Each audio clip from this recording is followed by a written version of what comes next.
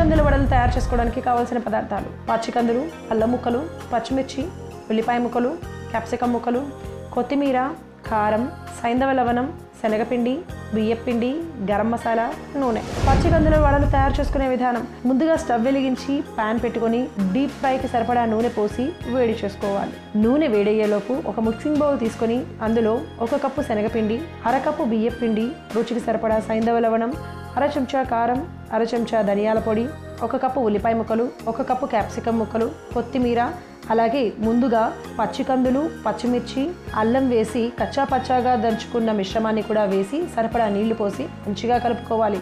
కలుపుకున్న మిశ్రమాన్ని చిన్న చిన్న వడల్లాగా ఒత్తుకొని వేడైన నూనెలో వేసి బాగా వేయించుకొని సర్వింగ్ ప్లేట్లోకి తీసుకుంటే లివర్ పనితీరును మెరుగుపరిచి రోగనిరోధక శక్తిని పెంచే పచ్చికందుల వడలు రెడీ.